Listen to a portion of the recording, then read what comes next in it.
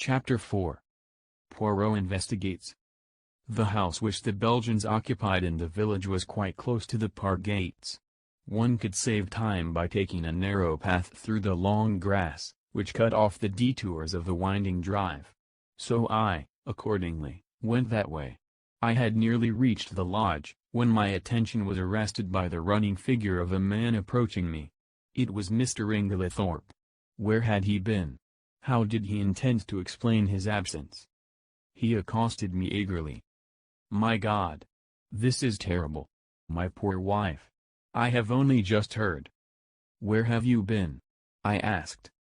"Denby kept me late last night. It was 1 o'clock before we'd finished. Then I found that I'd forgotten the latchkey after all. I didn't want to arouse the household, so Denby gave me a bed." "How did you hear the news?" I asked.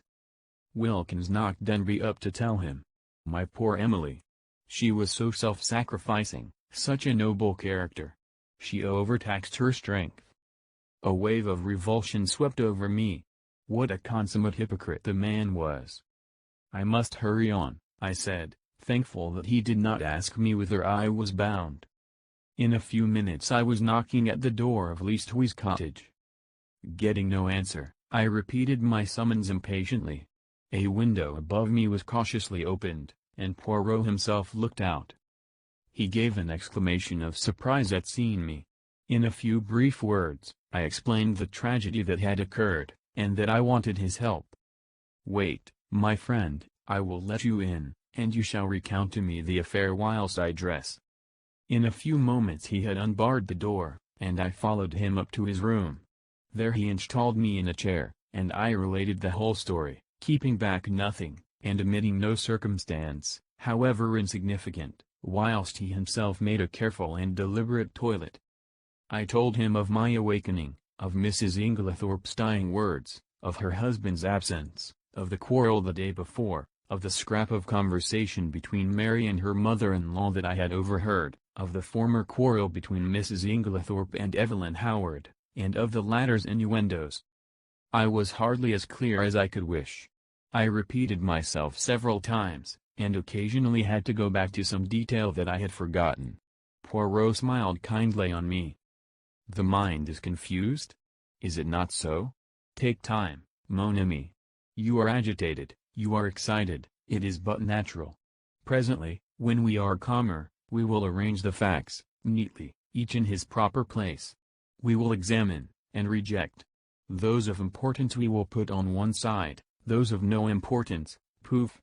He screwed up his cherub-like face, and puffed comically enough, "blow them away." "That's all very well," I objected, "but how are you going to decide what is important, and what isn't? That always seems the difficulty to me." Poirot shook his head energetically. He was now arranging his mustache with exquisite care. "Not so, Vance. One fact leads to another, so we continue. Does the next fit in with that? A merveille. Good. We can proceed. This next little fact, no. Ah, that is curious. There is something missing, a link in the chain that is not there. We examine. We search. And that little curious fact, that possibly paltry little detail that will not tally, we put it here." He made an extravagant gesture with his hand. "It is significant. It is tremendous. Why, S. Ah." Poirot shook his forefinger so fiercely at me that I quailed before it. "Beware.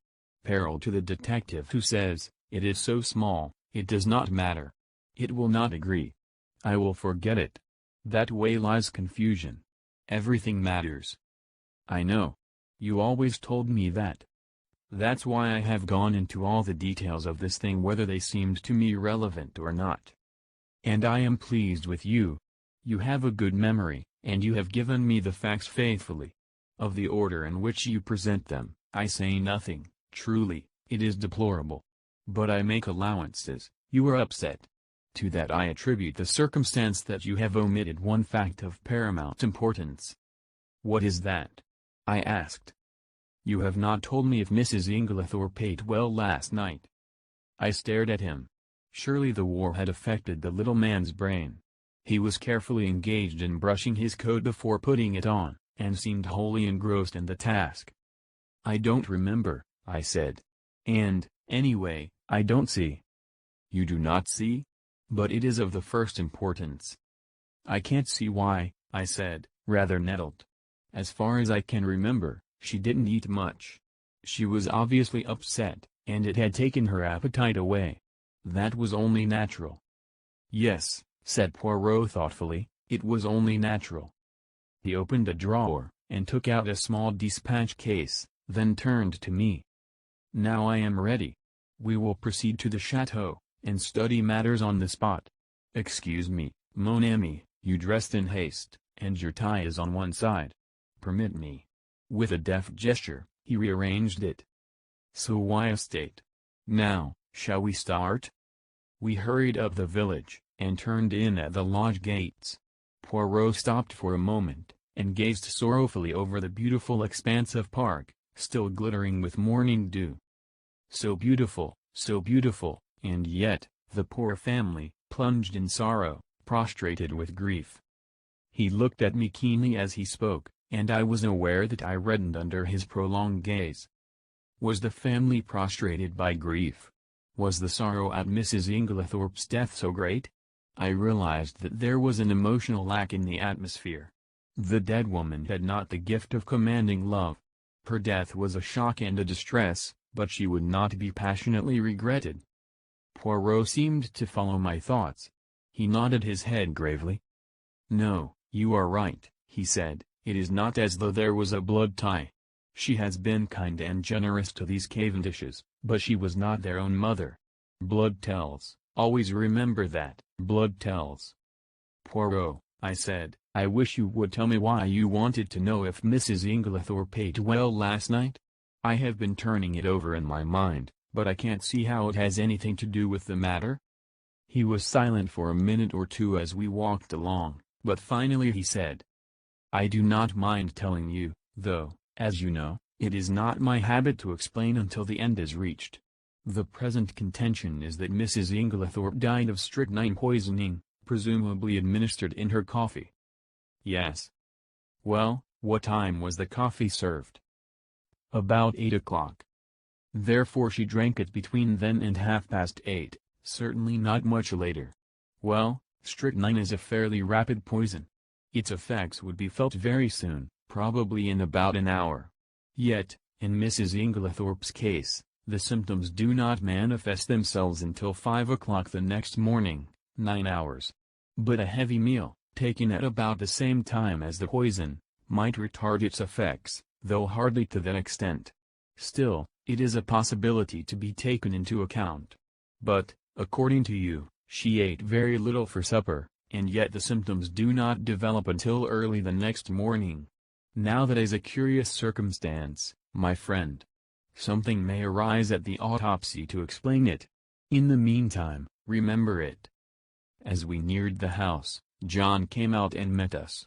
His face looked weary and haggard. "This is a very dreadful business, Monsieur Poirot," he said.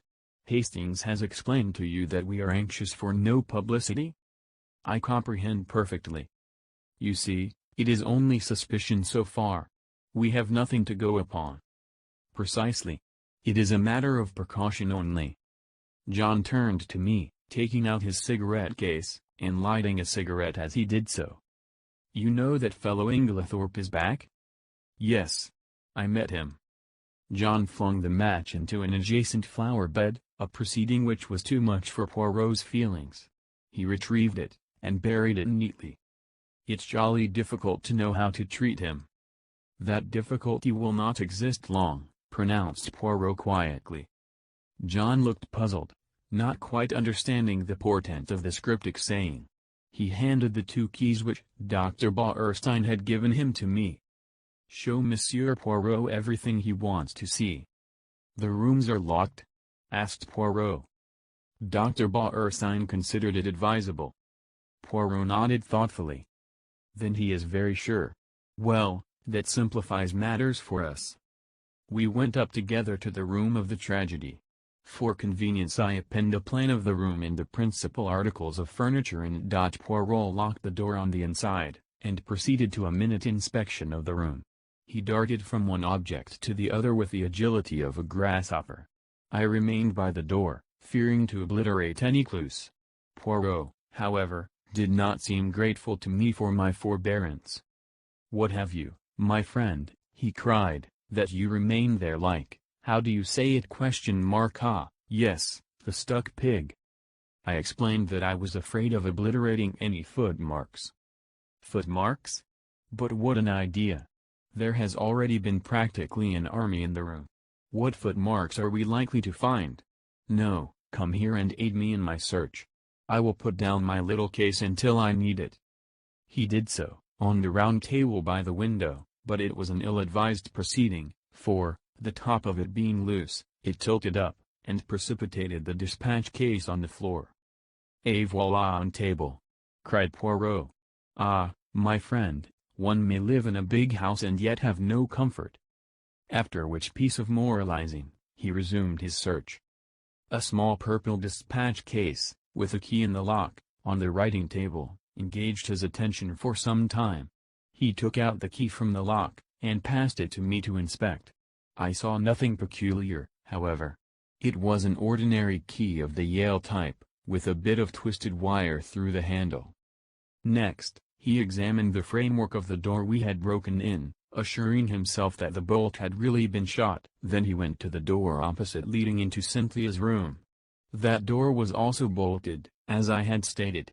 However, he went to the length of unbolting it, and opening and shutting it several times. This he did with the utmost precaution against making any noise.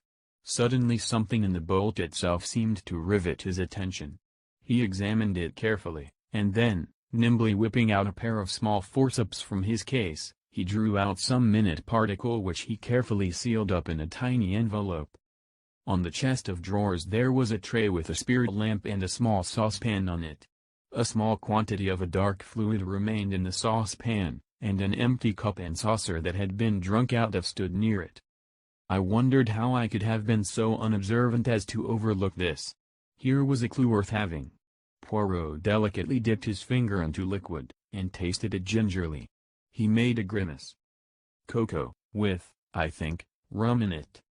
He passed on to the debris on the floor, where the table by the bed had been overturned. A reading lamp, some books, matches, a bunch of keys, and the crushed fragments of a coffee cup lay scattered about. "Ah, this is curious," said Poirot. "I must confess that I see nothing particularly curious about it." "You do not? Observe the lamp. The chimney is broken in 2 places. They light there as they fell. But see, the coffee cup is absolutely smashed to powder." "Well," I said wearily, "I suppose someone must have stepped on it." "Exactly," said Poirot, in an odd voice. "Someone stepped on it."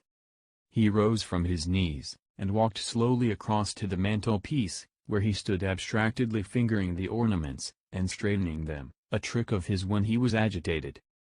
"Mon ami," he said, turning to me, "somebody stepped on that cup, grinding it to powder, and the reason they did so was either because it contained strychnine or, which is far more serious, because it did not contain strychnine." I made no reply. I was bewildered, but I knew that it was no good asking him to explain. In a moment or two he roused himself, and went on with his investigations. He picked up the bunch of keys from the floor, and whirling them round in his fingers finally selected one, very bright and shining, which he tried in the lock of the purple dispatch case. It fitted, and he opened the box, but after a moment's hesitation, closed and relocked it, and slipped the bunch of keys, as well as the key that had originally stood in the lock, into his own pocket.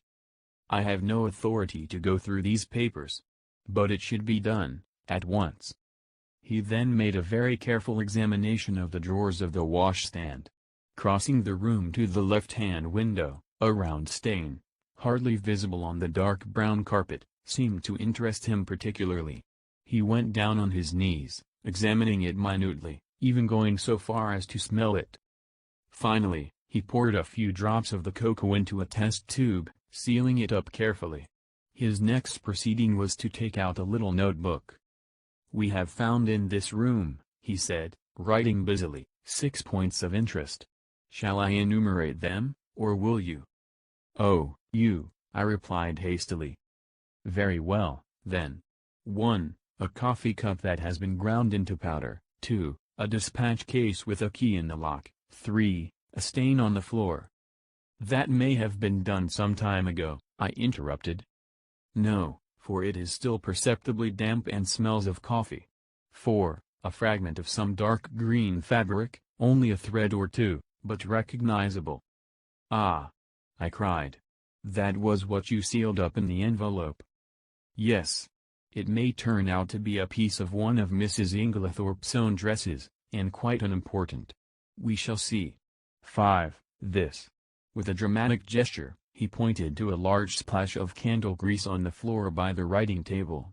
It must have been done since yesterday, otherwise a good housemaid would have at once removed it with blotting paper and a hot iron. One of my best hats once, but that is not to the point. It was very likely done last night. We were very agitated. Or perhaps Mrs. Inglethorpe herself dropped her candle. You brought only one candle into the room? Yes. Lawrence Cavendish was carrying it. But he was very upset. He seemed to see something over here. I indicated the mantelpiece, that absolutely paralyzed him. That is interesting, said Poirot quickly.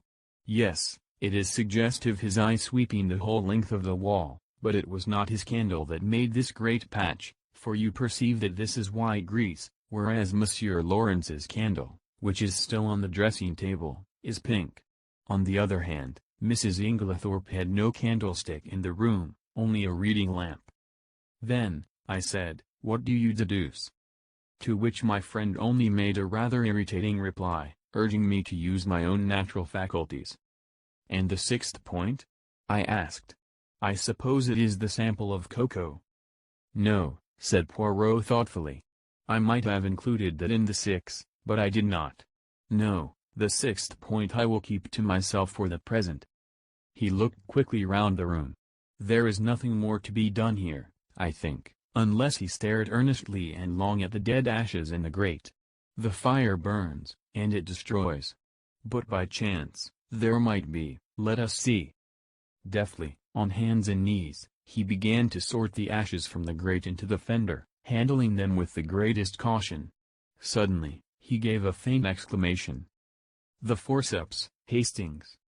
I quickly handed them to him, and with skill he extracted a small piece of half-charred paper. There, mon ami, he cried. What do you think of that? I scrutinized the fragment. This is an exact reproduction of it.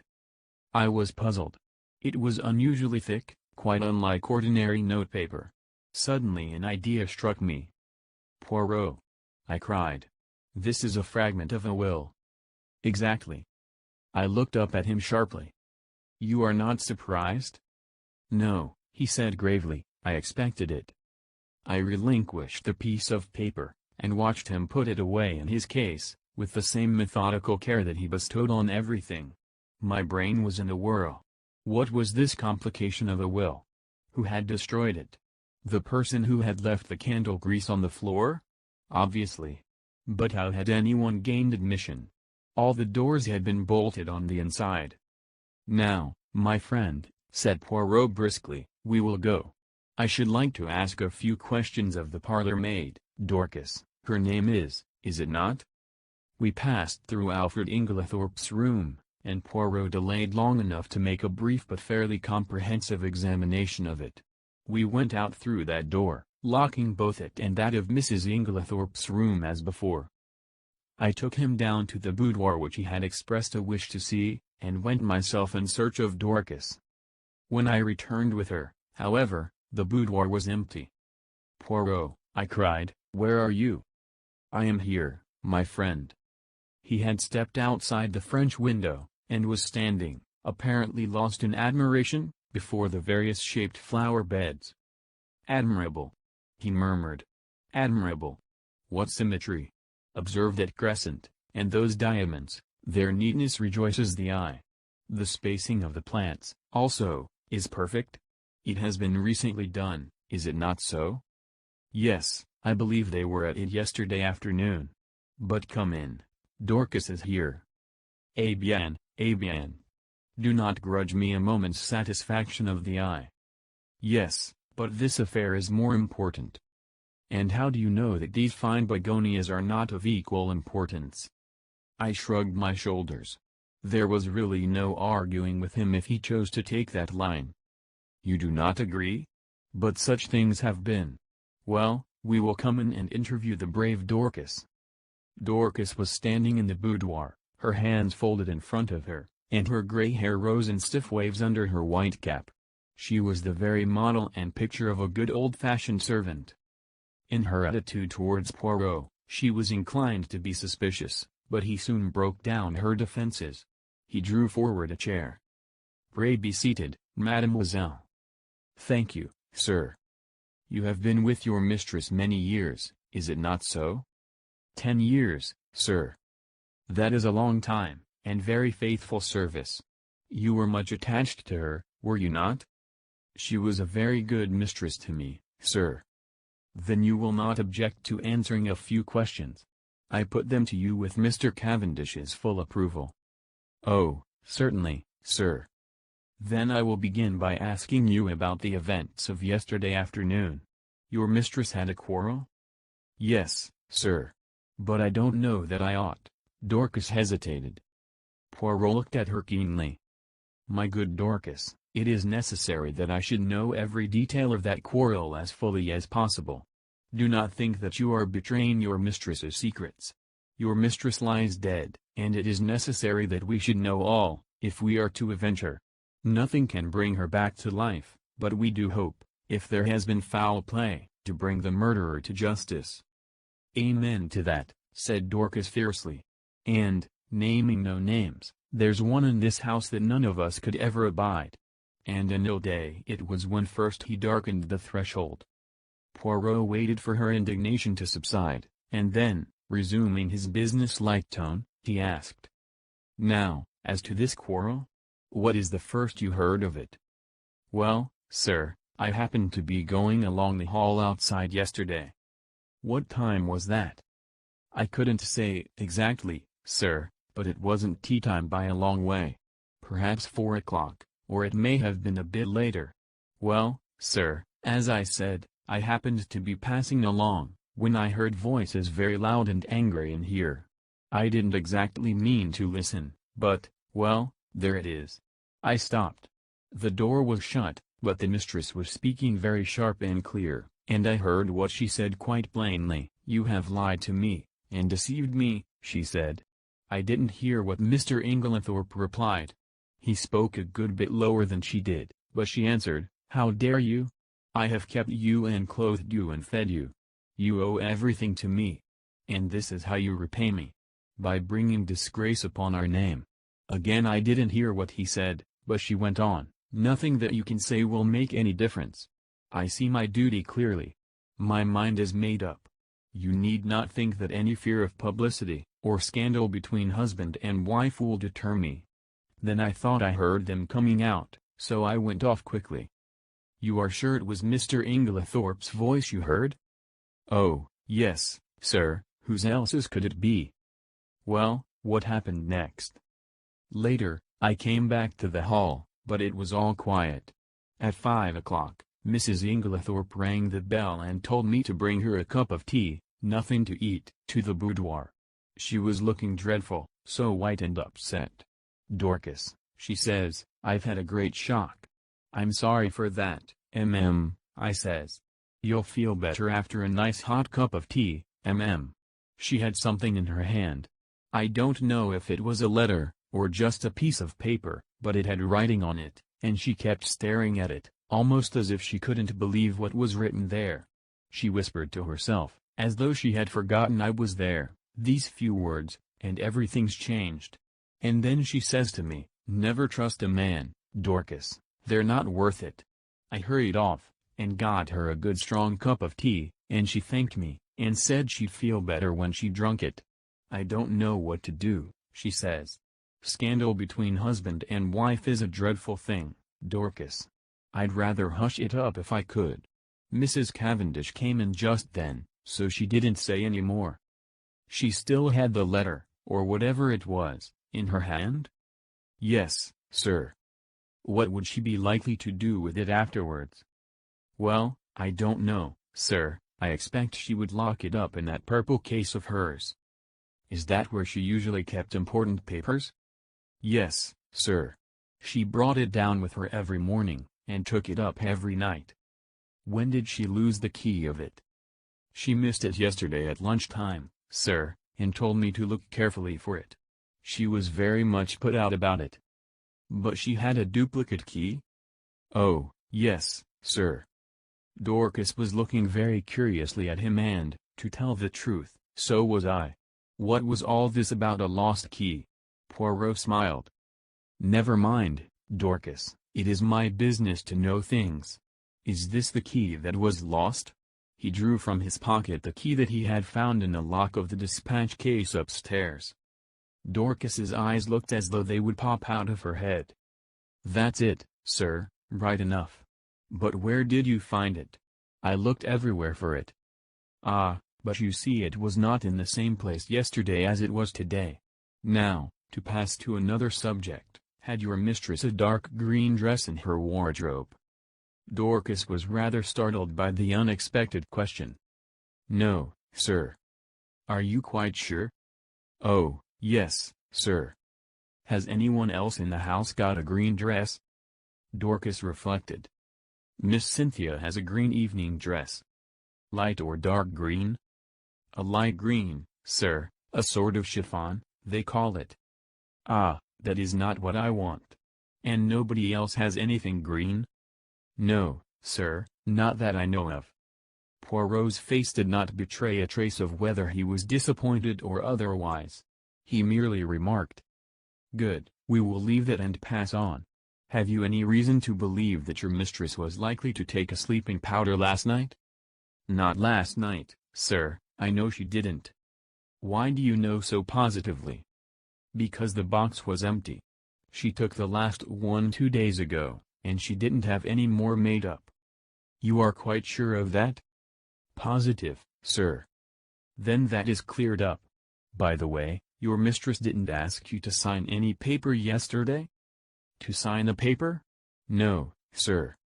When Mr. Hastings and Mr. Lawrence came in yesterday evening, they found your mistress busy writing letters. I suppose you can give me no idea to whom these letters were addressed? I'm afraid I couldn't, sir. I was out in the evening. Perhaps Annie could tell you, though she's a careless girl. Never cleared the coffee cups away last night. That's what happens when I'm not here to look after things. Poirot lifted his hand. Since they have been left, Dorcas, leave them a little longer, I pray you. I should like to examine them. Very well, sir. What time did you go out last evening? About 6 o'clock, sir. Thank you, Dorcas, that is all I have to ask you. He rose and strolled to the window. I have been admiring these flower beds. How many gardeners are employed here, by the way? Only 3 now, sir. 5, we had, before the war, when it was kept as a gentleman's place should be. I wish you could have seen it then, sir. A fair sight it was. But now there's only old Manning, and young William, and a new-fashioned woman gardener in breeches and such like. Ah, these are dreadful times. The good times will come again, Dorcas. At least, we hope so. Now, will you send Annie to me here? Yes, sir. Thank you, sir. How did you know that Mrs. Inglethorpe took sleeping powders? I asked, in lively curiosity, as Dorcas left the room. And about the lost key and the duplicate? One thing at a time. As to the sleeping powders, I knew by this. He suddenly produced a small cardboard box, such as chemists use for powders. Where did you find it? In the washstand drawer in Mrs. Inglethorpe's bedroom. It was number 6 of my catalogue. But I suppose, as the last powder was taken 2 days ago, it is not of much importance? Probably not, but do you notice anything that strikes you as peculiar about this box? I examined it closely. No, I can't say that I do. Look at the label. I read the label carefully, 1 powder to be taken at bedtime, if required. Mrs. Inglethorpe. No, I see nothing unusual. Not the fact that there is no chemist's name? Ah! I exclaimed. To be sure, that is odd. Have you ever known a chemist to send out a box like that, without his printed name? No, I can't say that I have. I was becoming quite excited, but Poirot damped my ardor by remarking. Yet the explanation is quite simple. So do not intrigue yourself, my friend. An audible creaking proclaimed the approach of Annie, so I had no time to reply. Annie was a fine, strapping girl, and was evidently laboring under intense excitement, mingled with a certain ghoulish enjoyment of the tragedy. Poirot came to the point at once, with a businesslike briskness. I sent for you, Annie, because I thought you might be able to tell me something about the letters Mrs. Inglethorpe wrote last night. How many were there? And can you tell me any of the names and addresses? Annie considered. There were 4 letters, sir. One was to Miss Howard, and one was to Mr. Wells, the lawyer, and the other 2 I don't think I remember, sir. Oh, yes, one was to Ross's, the caterers in Tadminster. The other one, I don't remember. Think, urged Poirot. Annie racked her brains in vain. I'm sorry, sir, but it's clean gone. I don't think I can have noticed it. It does not matter, said Poirot, not betraying any sign of disappointment. Now I want to ask you about something else. There is a saucepan in Mrs. Inglethorpe's room with some cocoa in it. Did she have that every night? Yes, sir, it was put in her room every evening, and she warmed it up in the night, whenever she fancied it. What was it? Plain cocoa? Yes, sir, made with milk, with a teaspoonful of sugar, and 2 teaspoonfuls of rum in it. Who took it to her room? I did, sir. Always? Yes, sir. At what time? When I went to draw the curtains, as a rule, sir. Did you bring it straight up from the kitchen then? No, sir, you see there's not much room on the gas stove, so cook used to make it early, before putting the vegetables on for supper. Then I used to bring it up, and put it on the table by the swing door, and take it into her room later. The swing door is in the left wing, is it not? Yes, sir. And the table, is it on this side of the door, or on the farther, servant's side? It's this side, sir. What time did you bring it up last night? About 7:15, I should say, sir. And when did you take it into Mrs. Inglethorpe's room? When I went to shut up, sir. About 8 o'clock. Mrs. Inglethorpe came up to bed before I'd finished.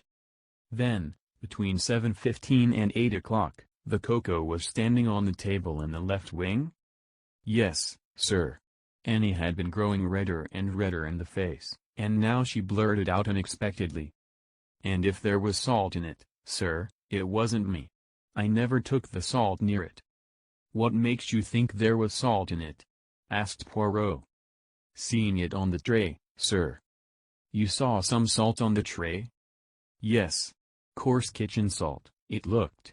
I never noticed it when I took the tray up, but when I came to take it into the mistress's room I saw it at once, and I suppose I ought to have taken it down again, and asked cook to make some fresh.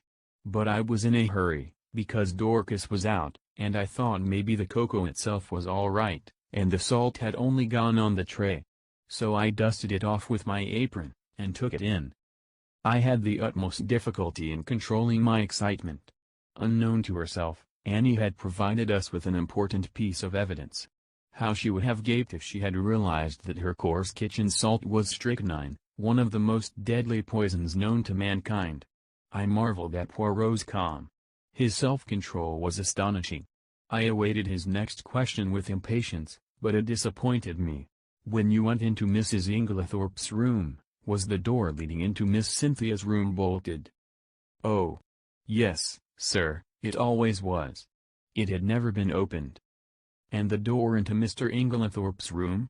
Did you notice if that was bolted too? Annie hesitated. I couldn't rightly say, sir, it was shut, but I couldn't say whether it was bolted or not. When you finally left the room, did Mrs. Inglethorpe bolt the door after you? No, "Sir, not then, but I expect she did later. She usually did lock it at night. The door into the passage, that is." "Did you notice any candle grease on the floor when you did the room yesterday?" "Candle grease? Oh, no, sir. Mrs. Inglethorpe didn't have a candle, only a reading lamp." "Then, if there had been a large patch of candle grease on the floor, you think you would have been sure to have seen it?" "Yes, sir, and I would have taken it out with a piece of blotting paper and a hot iron." Then Poirot repeated the question he had put to Dorcas. "Did your mistress ever have a green dress?" "No, sir." "Nor a mantle, nor a cape, nor how do you call it a sports coat?" "Not green, sir." "Nor anyone else in the house?" Annie reflected. "No, sir." "You are sure of that?" "Quite sure." "Bien. That is all I want to know. Thank you very much." With a nervous giggle, Annie took herself creakingly out of the room. My pent-up excitement burst forth. "Poirot," I cried, "I congratulate you. This is a great discovery." "What is a great discovery?" "Why, that it was the cocoa and not the coffee that was poisoned. That explains everything. Of course it did not take effect until the early morning, since the cocoa was only drunk in the middle of the night." "So you think that the cocoa, mark well what I say, Hastings, the cocoa, contained strychnine?" "Of course. That salt on the tray, what else could it have been?" "It might have been salt," replied Poirot placidly. I shrugged my shoulders. If he was going to take the matter that way, it was no good arguing with him. The idea crossed my mind, not for the first time, that poor old Poirot was growing old. Privately I thought it lucky that he had associated with him someone of a more receptive type of mind. Poirot was surveying me with quietly twinkling eyes. "You are not pleased with me, mon ami?" "My dear Poirot," I said coldly, "it is not for me to dictate to you. You have a right to your own opinion, just as I have to mine." "A most admirable sentiment," remarked Poirot, rising briskly to his feet. "Now I have finished with this room. By the way, whose is the smaller desk in the corner?" "Mr. Inglethorpe's." "Ah." He tried the roll top tentatively. "Locked. But perhaps one of Mrs. Inglethorpe's keys would open it." He tried several, twisting and turning them with a practiced hand, and finally uttering an ejaculation of satisfaction. "Voila! It is not the key, but it will open it at a pinch." He slid back the roll top, and ran a rapid eye over the neatly filed papers.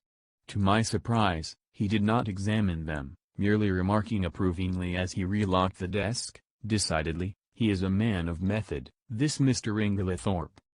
A man of method was, in Poirot's estimation, the highest praise that could be bestowed on any individual.